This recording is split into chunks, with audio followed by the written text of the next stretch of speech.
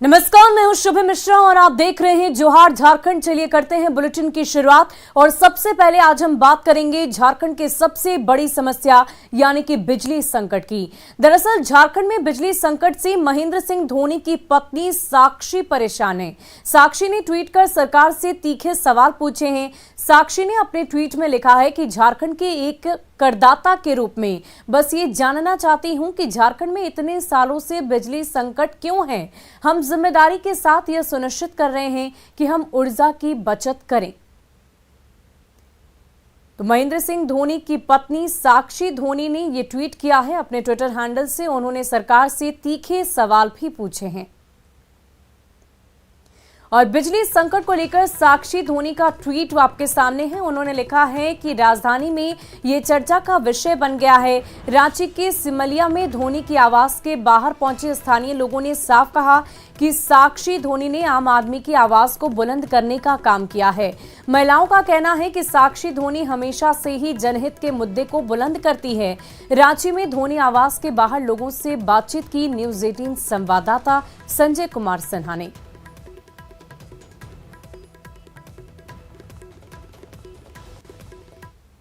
झारखंड में पिछले कुछ दिनों से बिजली संकट गहरा गया है और इस गहराते बिजली संकट के बीच एक ट्वीट आया है साक्षी धोनी का। साक्षी धोनी ने पूछा है कि जब हम टैक्स पे करते हैं राज्य सरकार को, केंद्र सरकार को, तो फिर हमें बिजली क्यों नहीं मिलती। यह है बहुत बड़ा सवाल है और 34 शब्दों का ये ट्वीट है, 34 सवाल खड़े कर रहा है। हम इस समय मौजूद है रांची के सिमरिया में, जहां महेंद्र सिंह धोनी का आवास है, घर है, आप देख सकते हैं। और ये ट्वीट भी यहीं से आया है। महेंद्र सिंह धोनी की पत्नी साक्षी धोनी ने पूछा है कि अगर राज्य के सबसे बड़े आयकर दाता जो कि महेंद्र सिंह धोनी खुद हैं, अगर उनको ये जानने का हक है कि राज्य में लोगों को बिजली क्यों नहीं मिल रही, उन्हें बिजली क्यों नहीं मिल रही। हम यहाँ पर कुछ लोग हैं, साक्षी धोनी के ट्वीट के बाद जब उन्हें जानकारी मिली, तो ये वो तबका है जो मजदूर तबका है, आसपास ही रहता है लेकिन ट्विटर की जानकारी रखता है। हम सीधे बात करेंगे। आप लोग यहाँ पहुंचे, आप लोगों को क्या जानकारी मिली? यही जानकारी मिली कि मतलब कि साक्षी धोनी ने जो भी करी हैं हम लोग के भलाई के लिए, झारखंड की भलाई के लिए करी हैं। और वही जानकारी मिली है कि बिजली का मतलब जो है परेशानी है, उसी की वजह से आप लोग यहाँ पे पहुँचे हैं। आप लोग क्या करते हैं? हम लोग मजदूर करते हैं सर। शाम में जब घर लौटते हैं तो क्या राहत नहीं मिलती है? राहत नहीं मिलती है, बिल्कुल राहत नहीं मिलती है। एकदम 2 घंटा 3 घंटा तक लाइट कटी रहती है। अब इंतजार करते रहते हैं। 10 बजे तक लाइट आती है, खाना बनाते हैं, 12 बजे सोते हैं। सोने के बाद भी ऐसे लाइट नहीं पाते हैं, नहीं मिलती। हाँ, नहीं मिलती है। क्या आप क्या करते हैं? हम सर मजदूरी करते हैं। दोनों मजदूरी करते हैं? जी सर जी। तो बिजली कितनी परेशान कर रही है आपको? बहुत परेशान कर रहे हैं। रात भर में है सो मोबाइल चार्ज तक नहीं होता है, बढ़िया से सो नहीं पाते हैं। रात भर परेशान रहते हैं। दिन में तो काम करने के लिए जाते हैं, रात में ऐसे सो नहीं पाते बढ़िया से, इतना परेशान। दुकान में भी समस्या और दुकान हम लोग का है। दुकान बिजली नहीं रहने के कारण से इतना ज्यादा गर्मी कर रहा है। जो फ्रिज व्रिज रखे हैं उसमें जो सामान रखा हुआ सब गल जाता है, बहुत सारा नुकसान हो रहा है। जो कि हम लोग बराबर बिजली बिल पे कर रहे हैं, सब चीज कर रहे हैं, उसके बाद भी इतना गर्मी में पसीना चूते रहता है। हम लोग कहाँ बैठे, पूरा त्राही। आप क्या करते हैं? जी, मेरा अभिनंदन साइकिल स्टोर है उधर। तो मैं साइकिल दुकान है हम लोग का। तो यहाँ पर जैसे 11 साढ़े 11 बजता है, उसके बाद लाइटें कट जाता है। अब उसके बाद हम लोग को इतना गर्मी से राहत ही नहीं मिल रहा है, बहुत ज्यादा गर्मी है। तो लाइट आप समझ जाइए कि ये वो तबका है जो मजदूरी करता है राजधानी रांची में। लेकिन जैसे ही साक्षी धोनी ने ट्वीट किया, ट्वीट की जानकारी मिलने के बाद आवास पर पहुंच गए। समझ जाइए कि इस ट्वीट के पीछे एक आम आदमी की आवाज है। आम आदमी ये जानना चाहता है कि अगर हम टैक्स पे करते हैं, बिजली बिल का भुगतान करते हैं, तो फिर हमें बिजली क्यों नहीं मिलती। कैमरामैन अमित के साथ संजय कुमार सिन्हा, न्यूज 18 रांची। दरअसल साक्षी ने इससे पहले भी बिजली संकट को लेकर सवाल खड़े किए हैं। साक्षी धोनी ने 2019 में बिजली संकट को लेकर ट्वीट किया था, जिसमें उन्होंने लिखा था कि रांची के लोगों को आए दिन बिजली कटौती का सामना करना पड़ता है। प्रतिदिन 4 से 7 घंटों के लिए बिजली कटौती की जा रही है। आज यानी कि 19 सितंबर 2019 को बीते 5 घंटे से बिजली नहीं है। आज बिजली कटौती का कारण समझ नहीं आता, क्योंकि मौसम सही है और आज कोई त्योहार भी नहीं है। मुझे मुझे उम्मीद है कि इस समस्या का संबंधित अधिकारियों द्वारा समाधान निकाला जाएगा। ये ट्वीट साल 2019 का है जो हमने आपको बताया, और एक बार फिर से इसी मुद्दे को लेकर साक्षी ध्वनि ने अपनी आवाज बुलंद की है कि बिजली जो एक बड़ी समस्या इस वक्त झारखंड में है, उसका जल्द से जल्द समाधान किया जा सके।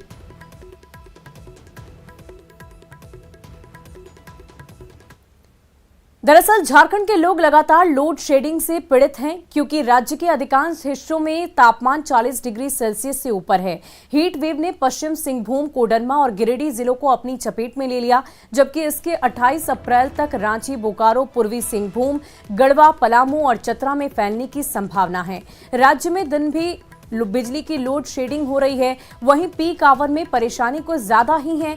फिलहाल गर्मी के चलते राज्य की डिमांड 2500 मेगावाट से अधिक हो गई है। इसके लिए पूरा दारोमदार TUNL को दिया गया है, और जिससे अभी लगभग 350 मेगावाट का उत्पादन हो रहा है। 23 अप्रैल को आधुनिक पावर यूनिट में उत्पादन प्रभावित होने की वजह से ये संकट और ज्यादा गहरा गया।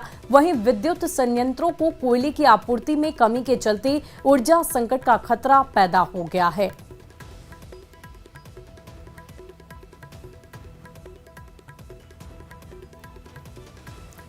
और आइए अब समझते हैं कि झारखंड में बिजली की समस्या आखिर क्यों है। दरअसल राज्य में बिजली की मांग 2600 मेगावाट की हो गई है, लेकिन राज्य में उत्पादन एकमात्र संयंत्र TVNL से करीब 350 मेगावाट तक हो रहा है। शेष बिजली झारखंड बिजली उत्पादन निगम, स्थानीय निजी उत्पादन इकाइयों, आधुनिक पावर, इनलैंड पावर के अलावा राष्ट्रीय ग्रिड, सेकी और इंडियन एनर्जी एक्सचेंज से पूरी करने की कोशिश कर रहा है। यूक्रेन और रूस की लड़ाई का भी असर कोयला से बिजली उत्पादन करने वाले देश के संयंत्रों पर पड़ता हुआ दिख रहा है। देश में बिजली उत्पादन करने वाली कई निजी बड़ी उत्पादन इकाइयों में कोयला इंडोनेशिया, मलेशिया, ऑस्ट्रेलिया जैसे देशों के कोयले से होता है। आयात करने वाले समुद्री जहाज रूस के पास अधिक हैं, और इस समय रूस के समुद्री जहाज उपलब्ध नहीं हो पा रहे हैं, जिसकी वजह से स्थानीय कोयला से उत्पादन करना पड़ रहा है, जिससे बिजली और ज्यादा महंगी पड़ रही है। राज्य में बिजली की आपूर्ति सामान्य बनाए रखने के लिए इंडियन एनर्जी एक्सचेंज से JBVNL प्रतिदिन करीब 5 से 8 करोड़ रुपए की अतिरिक्त बिजली ऊंची दर यानी कि 12 रुपए प्रति यूनिट पर खरीद रहा है। इसके अतिरिक्त 550 करोड़ की बिजली सामान्य कोटे से खरीदी जा रही है, यानी कि हर दिन 558 करोड़ रुपए तक की बिजली खरीद कर झारखंड वासियों को उपलब्ध कराई जा रही है।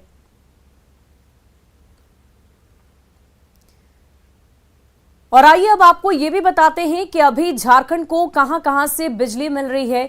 दरअसल झारखंड को जरूरत इस वक्त 2600 मेगावाट बिजली की है, जिसकी आपूर्ति TVNL से 350 मेगावाट, आधुनिक पावर से 180 मेगावाट, इनलैंड पावर से 50 मेगावाट, राष्ट्रीय ग्रिड से 900 मेगावाट, DVS से 500 मेगावाट, सेकी से 300 मेगावाट और एक्सचेंज से 300 मेगावाट के जरिए की जा रही है। तो इन तमाम अलग अलग जगहों से बिजली का उत्पादन झारखंड वासियों तक किया जा रहा है। राष्ट्रीय ग्रिड से 900 मेगावाट की आपूर्ति हो रही है, DVC से 500 मेगावाट की आपूर्ति, सेकी से 300 मेगावाट की आपूर्ति, एक्सचेंज से 300 मेगावाट, यानी कि इन तमाम जगहों से राज्य में जो बिजली की डिमांड है उसे पूरा किया जा रहा है। और झारखंड में बिजली संकट से कारोबारी भी परेशान हैं, खासकर होटल बिजनेस को भारी नुकसान उठाना पड़ रहा है। बिजली नहीं रहने पर जनरेटर चलाना पड़ रहा है, वहीं लिफ्ट बंद देख कई ग्राहक वापस लौट जा रहे हैं। पावर कट होने की वजह से पावर बैकअप लगाना पड़ रहा। सरकार तो रोजगार देने में पीछे है, जिनका खुद का रोजगार है उनका भी काम करना दुश्वार हो गया है। राज्य में बिजली संकट अब एक केवल चुनौती ही नहीं बल्कि सीधा सीधा लोगों की जीविका को नुकसान पहुंचा रही है। राजधानी रांची में जो होटल व्यापारी हैं उनको काफी घाटा पहुंच रहा है बिजली संकट से। बता दूं कि ये देखिए सामने ठीक रेस्टोरेंट है, इसमें जितनी भी चीजें हैं वो बिजली पर ही टिकी है, इसकी सजावट से लेकर हर एक चीज, लेकिन बिजली ही नहीं है, जिसके वजह से जो रेस्टोरेंट है पूरा ठप चल रहा है। इस बीच यहाँ पे कई कस्टमर्स भी आते हैं और कुछ लौट भी जाते हैं, क्योंकि रेस्टोरेंट का लिफ्ट कहीं काम नहीं कर रहा होता है तो कहीं अंदर पंखा या AC की सुविधा नहीं हो पाती है। ऐसे में लोग काफी परेशान हो जाते हैं। जो नागरिक है इनसे ही बात करते हैं कि किस तरीके से लगातार महीनों से जो बिजली संकट है वो कैसे इनको नुकसान पहुंचा रहा है। रेस्टोरेंट में आए हैं सर, लौटना पड़ जाता होगा कभी कभी, क्या है? बार बार, और लिफ्ट भी काफी नहीं चलता है यहाँ, AC ये सब साउंड सिस्टम सब चीज़ बंद रहता है एनी टाइम। बिजली के चलते कहने को बस राजधानी है और कुछ नहीं है। रांची एपी सेंटर है पूरे झारखंड का। आप जैसे यूथ यहाँ पर रहते हैं और रेस्टोरेंट जाहिर है कि रेगुलर आते ही होंगे, तो ऐसे में वापस लौटना पड़ता है। बिजली नहीं है यहाँ पर। हाँ, बिजली नहीं है, लिफ्ट की सुविधा नहीं है एकदम। और क्या तो सरकार से कुछ बोलना चाहेंगे? कैपिटल है रांची, कैपिटल है, क्या आप बोल सकते हैं, सरकार ही कुछ नहीं कर रहा है। कहने को तो ये बस झारखंड रांची हमारी राजधानी है, पर बिजली की बहुत दिक्कत होती है। जैसे हम कहीं भी बाहर खाने पीने जाते हैं तो वहाँ बिजली नहीं रहती, जिसकी वजह से लोग एंजॉय नहीं कर पाते अच्छे से, और फिर नाच गाने को भी प्रबंध अच्छा से नहीं हो पाता है। और बहुत लोग बच्चे बाहर से ही पढ़ने आए जिन्हें बिजली की वजह से बहुत संकट आती है, तो सरकार को इसके ऊपर ध्यान देना चाहिए। क्या नाम आपका? ध्रुवराज। तो ये आपने सुना कि यहाँ के ग्राहक किस तरीके से परेशान है। रांची में जो यूथ है, ऑफ कोर्स ये तो जाहिर है कि रेस्टोरेंट है, ये एपिसेंटर है, हब है, लोग यहाँ पर आएंगे ही, बट किस तरीके से संचालक जो है उनको भी नुकसान पहुंच रहा है, काफी ज्यादा नुकसान पहुंच रहा है। कोविड के बाद उभरने के बाद लोगों को परेशानी है। सर, रेस्टोरेंट चल रहा है, कितनी सारी आधुनिक चीजें आपने लगाई है, इस पे बिजली की खपत ऑफकोर्स ज्यादा है, तो इसमें परेशानी कैसे कैसे उत्पन्न? मैम, परेशानी बहुत ज्यादा हो रही है हमें। जैसे अभी नॉर्मली क्या है कि बिजली हमारे यहाँ पे 1 घंटे आती है, 1.5 घंटे कटती है, तो जो हमारा जो डीजल का खर्चा है वो बढ़ गया। पहले हमारा 20 से 25 हज़ार रुपये महीने का खर्चा आता था डीजल का, जो अभी बढ़ करके 70 से 75 हज़ार रुपये हो गया है। और इसमें हम लोग को बहुत ज़्यादा नुकसान हो रहा है। सम टाइम बिजली नहीं रहता है तो हमारा जो लिफ्ट है वो काम नहीं करता। हमारे बहुत से कस्टमर है जो वापस चले जाते हैं, और हम लोग को कभी कभी रेस्टोरेंट में लाइट और एसी भी बंद करना पड़ता है, जिससे हमें भारी नुकसान उठाना पड़ रहा है। रोजगार देने में कहीं ना कहीं सरकार वैसे ही पीछे है, लेकिन जिसके पास खुद का अपना रोजगार है उनको भी सरकार कहीं ना कहीं परेशान करने से पीछे नहीं हट रही है। ऐसे में होटल संचालक जो है वो बचाए क्या और अपना जो होटल में वो खर्च क्या करे, ये सोचने वाली बात है। कैमरा पर्सन संत के साथ रूपाली त्रिपाठी, न्यूज़ 18 रांची। और बिजली की कटौती पर बीजेपी ने सरकार पर निशाना साधा है। वहीं कांग्रेस ने भी बिजली विभाग के अधिकारियों को चेताया और कहा है कि बिजली की व्यवस्था सुचारू रूप से बहाल करें, जबकि जेएमएम ने केंद्र सरकार पर भेदभाव का आरोप भी लगाया। क्या कुछ कहा, सुनिए। घोषणा की थी, और झारखंड मुक्ति मोर्चा ने तो अपने मैनिफेस्टो में भी लिखा था कि शहरों की बात तो छोड़ दीजिए, गांवों में भी 24 घंटे बिजली रहेगी। लेकिन अभी जो बिजली की भयावह स्थिति है वो देखकर लगता है कि इनके मैनिफेस्टो में मिसप्रिंटिंग हो गई थी, और 24 घंटे जहां इन्होंने लिखा है उसमें लगता है 2 और 4 के बीच में एक डैश छूट गया था, क्योंकि अभी बिजली की आपूर्ति सिर्फ 2 या 4 घंटे ही हो रही है। ये सही है कि बिजली की व्यवस्था थोड़ी चरमराई है। कांग्रेस भी इस पे पूरी तरह संजीदा है। कांग्रेस पार्टी ने भी बिजली विभाग के अधिकारियों को चेताया है कि बिजली वितरण व्यवस्था को सुचारू रूप से बहाल करें, क्योंकि राज्य की जनता बिजली के बिना इस भीषण गर्मी में स्वाभाविक है कि उन्हें परेशानी होगी। जो बिजली संयंत्र झारखंड में है, कोयला देना काम है कोल इंडिया का, और कोल इंडिया अगर भेदभाव करे, कोयले की आपूर्ति सुनिश्चित ढंग से नहीं हो, तो निश्चित रूप से उसका असर पड़ता है। और जो कमी होती है बिजली की, वो केंद्रीय पुल से, सेंट्रल पुल से उसकी भरपाई की जाती है। तो ये सभी सेंट्रल केंद्र के हाथों में है। अब अगर केंद्र ही भेदभाव करेगा तो कहीं ना कहीं लोकतांत्रिक ढांचा चरमरा जाती है, और वही हाल झारखंड में हो रहा है। झारखंड के साथ भेदभाव किया जा रहा है विभिन्न स्तरों पर। हमारे बकाये की राशि नहीं दी जा रही है, डीवीसी का सौतेला व्यवहार है, डीवीसी सिर्फ पैसे काटना जानती है, लेकिन जो सहूलियतें मिलनी चाहिए उसमें बहुत कमी है। और राज्यपाल रमेश बैस राष्ट्रपति और गृह मंत्री से मिलने के लिए दिल्ली के लिए रवाना हो गए हैं। राज्यपाल ने आज दिल्ली से चंडीगढ़ के एक कार्यक्रम में शामिल होने के लिए रवाना होंगे। कल दिल्ली में राज्यपाल का राष्ट्रपति और गृह मंत्री से मिलने का भी कार्यक्रम है।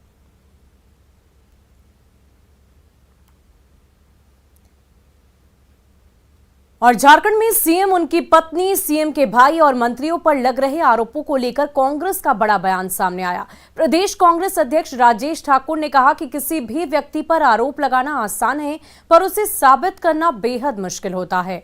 आरोप लगाने से कोई दोषी करार नहीं हो जाता। राजेश ठाकुर ने आगे भी कहा कि गलती स्वीकार करना कहीं से भी अपराध नहीं। उन्होंने राज्यपाल के दिल्ली जाने और राष्ट्रपति या गृह मंत्री से मुलाकात करने को रूटीन वर्क बताया। झामुमो कांग्रेस और राजद के साथ ही हम लोग गए थे, हमारे लोग, और जहां तक ये सारे दोषारोपण का सवाल है, निश्चित रूप से आरोप लगाना, जो मैंने पहले ही कहा था कि आसान है उसको साबित करना मुश्किल है।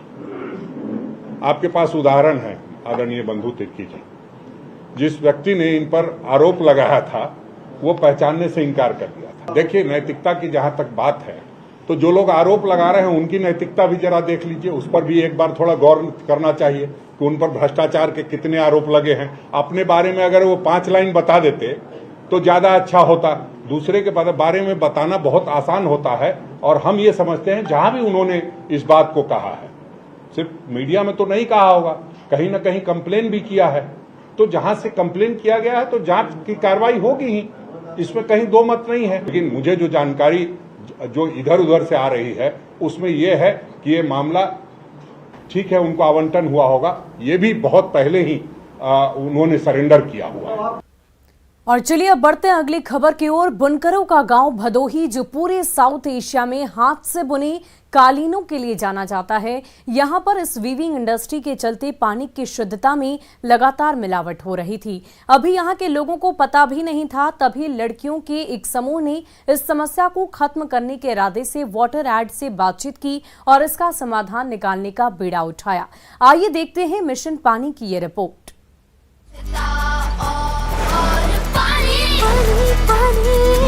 हमको बचानी है ये जिंदगानी। हम बुनकर समुदाय के लोगों को स्वच्छ पेयजल उपलब्ध हो सके, उनके हाइजीन बिहेवियर में बदलाव आ सके, अच्छी आदतों का विकास हो सके, इन सभी मुद्दों पर और पेयजल गुणवत्ता क्या होती है, किस प्रकार को से उसको हम सुरक्षित करके पेयजल गुणवत्ता को कैसे अपने स्वास्थ्य को सुधार सकते हैं, इन सब मुद्दों पर वाटर एड इंडिया काम कर रहे हैं। और इसी प्रकार के जब प्रशिक्षण कार्यक्रमों का हमने आयोजन किया तो वहाँ पर हमारे ग्राम पंचायत पल्हैया की एक किशोरी शिवानी उपलब्ध थी, जिसने बाद में चल करके हमसे यह आग्रह किया कि हम उनके गांव में भी प्रशिक्षण के माध्यम से किशोरियों को यह सिखाएं ताकि वो लोग भी अपने गांव के पानी की जांच कर सकें और लोगों को बीमारियों से मुक्त कराने में अपना अमूल्य सहयोग दे सकें। पहले तो हम वाटर टेस्टिंग करते थे, लेकिन अब हम टाइम निकाल के लोगों को समझाते हैं। जब ये फ्लोराइड हमारे गाँव में निकला तो लोगों को हम कन्विंस करते हैं, उन्हें मोटिवेट करते हैं और समझाते हैं कि फ्लोराइड जो निकला है वो एक प्रकार का जहर है और फ्लोराइड से फ्लोरोसिस नामक बीमारी होती है, जिसका मतलब होता है हड्डियों का गलना। ये हमारे दांतों को सड़न पैदा करते हैं, उसमें पीलेपन आ जाते हैं, हड्डियों की प्रॉब्लम मतलब दर्द करते हैं घुटने और सूजन आ जाती है, पेट की प्रॉब्लम होती है। तो ऐसे लक्षण हम बताते गए और हमारे गाँव वाले धीरे धीरे मानते गए, क्योंकि वो लक्षण उनको दिखते थे और वो समझते गए और इस प्रकार से उन्होंने हमारी बात मानी। और उस टाइम पे ये नहीं मान रहे थे कि ये लड़कियां हैं, आगे नहीं बढ़ सकती या फिर ये गलत कह रही हैं और बचपन से ये पानी पीते आ गए हैं, ऐसा कुछ हुआ नहीं। अब क्या होगा?